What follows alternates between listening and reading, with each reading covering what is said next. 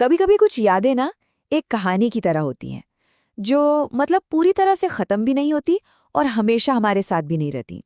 आज हम एक ऐसी ही कहानी को समझने वाले हैं जो एक खूबसूरत नज़्म में छिपी हुई है। ये मोहब्बत की, आज़ादी की और एक मीठी सी याद की कहानी है। आइए इसमें ज़रा और गहरे उतरते हैं। ज़रा सोचिए, एक ऐसी याद जो अब दिन रात आपके साथ नहीं है, पर फिर भी कभी-कभी, बस कभी-कभी चली आती है। इस एक लाइन में कितना कुछ छिपा है ना? एक अधूरापन है, एक सवाल है। आखिर ये किसकी याद है और ये बस कभी-कभी ही क्यों दस्तक देती है? और यही यही वो सवाल है जो इस पूरी नज़्म की जान है कि कैसे एक इतना गहरा जीता जागता रिश्ता सिर्फ एक हल्की सी कभी कभार आने वाली याद में सिमट कर रह जाता है। तो चलिए इस सफ़र की शुरुआत करते हैं। तो कहानी शुरू होती है एक चेहरे से, एक ऐसे इंसान की याद से जिसे शायर भुला नहीं पाया है। पर सवाल ये है कि वो शख्स था कैसा? उसमें ऐसा क्या खास था? देखते हैं शायर हमें क्या बताता है। शायर कहता है कि वो कोई मुकम्मल हुस्न की मूरत नहीं थी, मतलब कोई परफेक्ट ब्यूटी नहीं, पर वो देखने में आम भी नहीं थी। देखिए कितनी कमाल की बात है ये। मतलब उनकी खूबसूरती किसी डेफिनेशन में नहीं बंधती थी, बल्कि उनके यूनिक होने में थी। एक ऐसी कशिश जो उन्हें सबसे अलग बनाती थी। और यहाँ शायर एक बहुत ही खूबसूरत मेटाफर इस्तेमाल करता है। वो कहता है, वो गर्मियों की छाँव थी, वो सर्दियों की धूप थी। मतलब समझिए, वो इंसान जिंदगी के हर मौसम के लिए एकदम फिट था। मुश्किलों में छाँव जैसा सुकून देता था और अकेलेपन में धूप जैसी राहत। क्या बात है! तो वो इंसान तो खास था, ये तो समझ आ गया। पर उनका रिश्ता कैसा था? देखिए, ये कोई आम मोहब्बत की कहानी नहीं थी। इसकी नींव, इसकी बुनियाद कुछ और ही थी, बहुत अनोखी। उनके रिश्ते के ना कुछ अनकहे उसूल थे, जैसे कि हर वक्त साथ रहने की कोई जिद नहीं थी, वफा के वादों पर कोई जोर जबरदस्ती नहीं। ये एक ऐसा रिश्ता था जो कब्जे या हक जताने की भावना से पूरी तरह आजाद था। दोनों की अपनी अपनी दुनिया थी और दोनों एक दूसरे की दुनिया का सम्मान करते थे। यानी उनका रिश्ता किसी बंधन पर नहीं, बल्कि एक दूसरे के लिए सम्मान और आज़ादी की सांसों पर टिका था।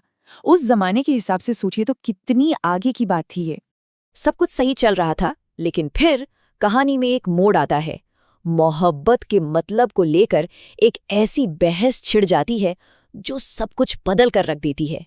शायर कहता है, सो एक रोज क्या हुआ, वफा पे बहस छिड़ गई। वफा यानी फेथफुलनेस। एक छोटी सी मामूली सी लगने वाली बात, और इसी पर हुई बहस ने उनके रिश्ते का फैसला कर दिया। और यहीं पर उनके नजरिए का फर्क एकदम शीशे की तरह साफ हो जाता है। एक तरफ शायर जिसके लिए प्यार एक अमर एहसास था, एक कभी न टूटने वाला बंधन, और दूसरी तरफ वो जिसे लगता था कि प्यार एक पिंजरा नहीं होना चाहिए, कोई कैद नहीं। शायर खुद को इश्क का असीर कहता है।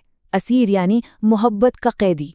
उसके लिए तो प्यार में खुद को पूरी तरह सौंप देना, उसकी हर शर्त मान लेना ही असली मोहब्बत थी। और उसका जवाब कमाल का जवाब है। वो कहती है कि मैं कोई पेंटिंग नहीं हूं जिसे एक फ्रेम में कैद कर दिया जाए। वो किसी रिश्ते में बंध कर अपनी पहचान, अपनी आज़ादी खोना नहीं चाहती थी। और वो ये भी साफ कर देती है कि उसे जिंदगी भर के वादों और कस्मों से हमेशा से ही परहेज रहा है। ये कोई नई बात नहीं है, बल्कि ये उसके जीने का तरीका है, उसका अपना सच है। तो जब सोच और नजरिए में इतना बड़ा फर्क हो तो क्या होता है? जाहिर है उन्होंने अलग होने का फैसला किया। लेकिन ये जुदाई कैसी थी? और यही इस कहानी की सबसे खूबसूरत बात है, क्योंकि उनके रिश्ते में कोई बड़ी बड़ी कस्में या अटूट वादे थे ही नहीं। इसलिए जब वो अलग हुए तो किसी वादे के टूटने का दुख भी नहीं था। शायर कहता है, जो अहद ही कोई न हो तो क्या गमे शिकस्तगी। मतलब जब कोई वादा ही नहीं किया तो उसके टूटने का गम कैसा? ये लाइन देखिए, कितनी मैच्योरिटी है इसमें। कोई ड्रामा नहीं, कोई कड़वाहट नहीं। उन्होंने हंसी खुशी एक दूसरे की सहमति से अपने अपने रास्ते बदल लिए। कितना सुकून है इस विदाई में। तो चलिए अब कहानी के आखिर में चलते हैं। अगर वो खुशी खुशी अलग हो गए तो फिर पीछे क्या बचा? सिर्फ एक याद। और ये याद कैसी है? और अब शायर वापस वहीं लौटता है जहां से बात शुरू हुई थी। भली सी एक शक्ल थी, भली सी उसकी दोस्ती। अब वो इसे एक नाकाम मोहब्बत की तरह नहीं, बल्कि एक खूबसूरत चेहरे और एक अच्छी दोस्ती की याद की तरह देख रहा है। और अब ये आखिरी लाइन का मतलब पूरी तरह से खुल जाता है। ये याद कोई बोझ नहीं है, कोई हर वक्त का दर्द नहीं है। ये बस एक हल्की सी, मीठी सी याद है जो कभी-कभी ज़हन में आ जाती है, एक खुशनुमा एहसास बनकर, कोई चुभन बनकर नहीं। तो ये नज़्म हमें सोचने पर मजबूर करती है कि क्या एक कामयाब रिश्ते के लिए हमेशा साथ रहना ही ज़रूरी है? क्या एक ऐसा रिश्ता जो बिना किसी कड़वाहट के एक अच्छी याद बनकर ख़त्म हो, उसे भी एक कामयाब रिश्ता नहीं माना जा सकता?